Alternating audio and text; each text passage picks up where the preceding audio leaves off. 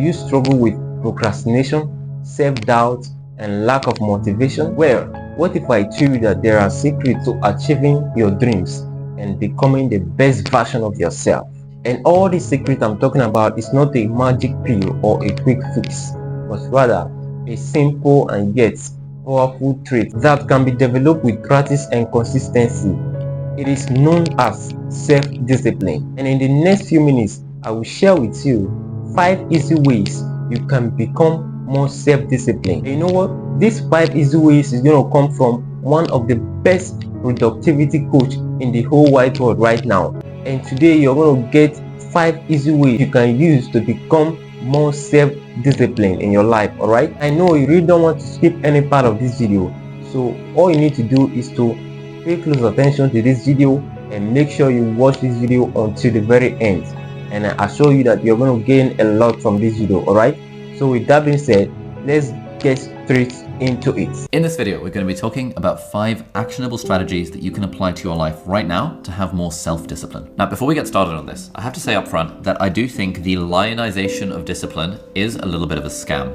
I think we have been told by the hustle bros that if you're not disciplined, that there's something wrong with you, and that the solution to all of your problems in life is just to be more disciplined. Discipline, through self-discipline, you develop like an armor for your mind. You just need to have discipline, you need to lock in, and you need to do it whether you feel like it or not. Now, I think that does have some merit, but it's not the whole story. So the way I think of discipline is like, discipline is when you are getting yourself to do something that you don't feel like doing. If you felt like doing it, you would be motivated, but if you do it, even when you don't feel like it, you would be disciplined. So if you imagine trying to do something, like let's say you want to work on an assignment or you're trying to make a presentation and you really don't feel like it, one way of applying discipline is by sort of employing discipline throughout the whole journey of working on this task. And I like to visualize this like a hill. And the task is a boulder that you've got. And discipline is where you're like trying to roll the boulder up the hill and you're like, oh, I don't like doing this, but I'm just going to keep rolling the boulder up the hill. I'm going to roll the boulder up the hill and I'm going to eventually get the boulder to the top of the hill. Now, this is a very stressful place to be, right? Because you spent all this energy and all this effort rolling this boulder all the way up the hill. And then hopefully you get it to the other end and the project goes over the line. Or often more likely, the boulder just comes rolling back down like Sisyphus in the Greek myth, I think it is. And you have to roll the boulder up the hill again. This is not a good way to live. Instead, the way that I think of things is that really the goal should be to make the work feel so good that it doesn't feel like you're rolling the boulder up the hill, but instead it genuinely feels like the boulder's rolling down the hill.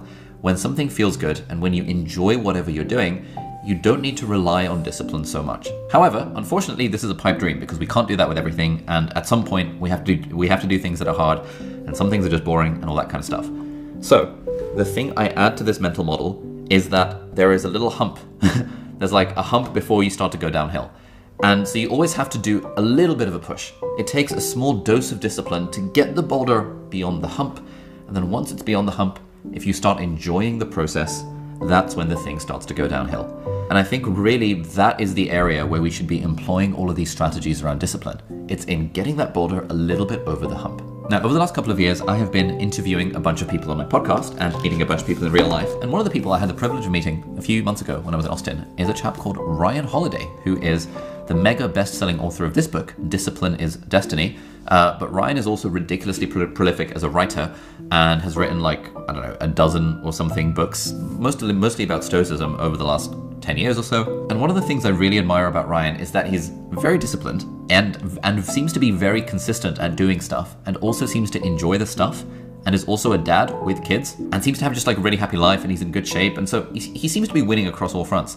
He owns a bookshop. I visited his bookshop. He's got a studio attached to the bookshop. It's super cool. He's got a team. And a big part of the interview was me trying to ask Ryan, like, hey man, how have you been doing this writing thing consistently for such a long time? I'm curious for you, like, you're presumably planning to write more books, but like, why? Like, I don't want to learn from someone who's consistently doing stuff and is miserable, but I want to learn from someone who's consistently doing stuff and seems to actually enjoy their life. So that's what Ryan, at least on the surface, seems to be. And so in this video, I want to share these 5 actionable tips for self-discipline that I found really helpful that I learned from Ryan during our interview. And I think that's important. You have to know what your main thing is, right? We live in a world where there's all these other kind of supporting things. They're necessary. Yeah. Not absolutely necessary, but I think they're important. But still, you have to know what the main driver of everything is. And here the advice is, you have to know what your main thing is. As the philosopher Seneca famously said, if a man knows not to which port he sails, no wind is favorable. The thing that I took away from this, and that I continue to take away from this, is just the value of focusing on a very tiny number of things. When I tend to speak to people when I'm giving talks and stuff who struggle with discipline, if I have enough time to ask them questions, I generally find that they're just trying to do too much stuff. It is so hard to have self-discipline to do a dozen different things. Cal Newport has a great new book called Slow Productivity. The first principle of slow productivity is do fewer things. Greg McKeown has an amazing book called Essentialism, where basically the whole thesis of the book is figure out what is essential to your life and eliminate everything else as much as you possibly can, and just focus on the vital few. Now, a lot of being more disciplined is wrapped up in our emotional well-being and our mental health. So whenever I'm in a period of time where I'm like, where I feel inconsistent with stuff, or I feel like I'm not as self-disciplined as I would like to be, I'm not like getting enough things over that initial hurdle, and then, obviously enjoying the journey beyond that point. Whenever I'm at that point, I remind myself to zoom out, and it always comes down to the fact that I'm just trying to do too much stuff. I look at my calendar, I look at my projects list, I look at my to-do list, and I realize I'm just trying to do too many things. This is something Oliver Burkeman talks about in the amazing book 4,000 Weeks, which is a sort of philosophical take on time management. Basically, the idea is that we are all simply trying to do too much stuff. And this whole thing that we see on social media about you can juggle all the things and you can have it all and all that, like, sometimes it is just impossible to juggle all of the important things that we want to do. And so we have to be strategically mediocre at certain things and eliminate a lot of things off of our plate to whatever extent we can in order to really focus on what is that one main thing. There's a few prompts that I like to think about that help with this. Number one is that when it comes to goal setting, I limit myself to just 3 or 4 goals for the whole year. But limiting yourself to 3 to 4 goals, any more than that, for me, I find it becomes overwhelming. And then I start to think, I'm not disciplined, I'm not consistent, I'm not doing this and that. But it's way easier to make consistent progress on like a tiny number of things than to make inconsistent progress on a large number of things. The other way I like to think about this is, for example, in work, I ask myself the question quite often that when it comes to my business, when it comes to my work, if I only had 2 hours a week in which to work, what would I spend that time doing? Okay, cool. What if I only had 4 hours a week? Okay, cool. What if I only had 8 hours a week in order to work? What would I genuinely spend that time doing, and what would most move the needle? And then I think, okay, well, if that's what I would do in 8 hours, why don't I just do that 5 days a week? And that generally gives me so much clarity to realize, I really should only be doing 2 things. Number 1, making videos, and number 2, working on our new courses. Those are the only 2 things. But those things make up like 20% of my calendar rather than 80% of my calendar. And I'm like, why? It's because even as someone who is a, productivity expert, according to my publishers, and who makes videos about productivity, and I've been reading about this stuff for 15 years and making videos about it for 7 years, even then, I still fall into this trap of simply taking on too much stuff. And I know that when I speak to people at events and talks that I do, we all struggle with this. We all just take on too much stuff. And so the real thing here, the advice that I was reminded of through this conversation with Ryan, is just focus on fewer things. Just do less. If you do less, then you're way more likely to be self-disciplined. So you might have heard of this guy called Wim Hof. He is known as the Iceman because he holds the Guinness World Record for taking the longest ice cold bath, lasting 1 hour, 52 minutes and 42 seconds, which is absurd. And he's also done a bunch of other absolutely mental things, like climbing Mount Kilimanjaro in only shorts and running a half marathon barefoot on ice and snow.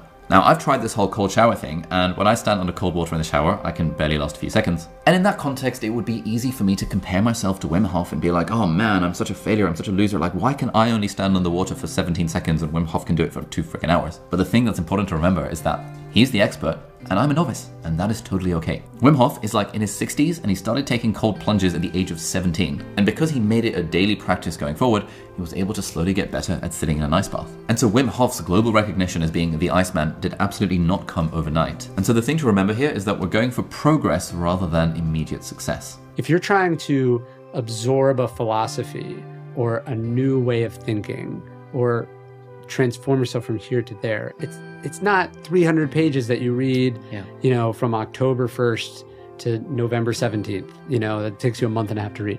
It's much better if you're layering it like a page a day for a year or 2 years or 3 years, and you're coming back, like the process of that sort of over and over and over and over again, that's where the stuff gets absorbed. Again, this is something I see so often when I do talks and stuff where people are struggling with something, struggling with consistency, but it's because their standards are too high. They are simply trying to be too good too quickly. For people who struggle with perfectionism, for people who struggle with having to be so perfect that they're not even taking action, the solution is to lower the bar.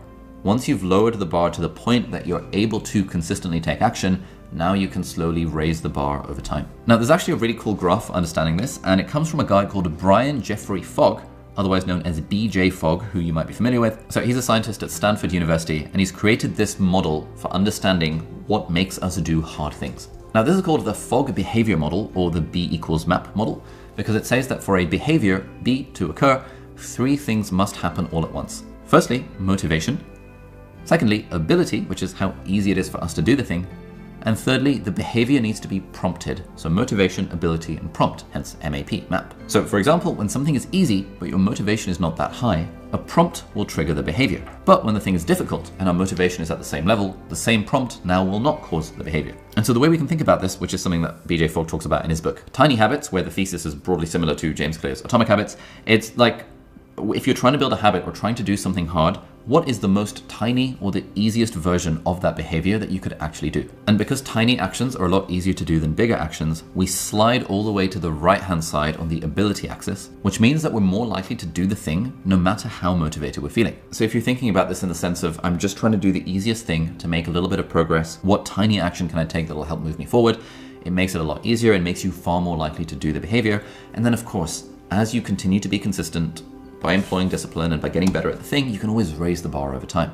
And the great thing about this is that it's not just the impact that it has on that one behavior that you're trying to do.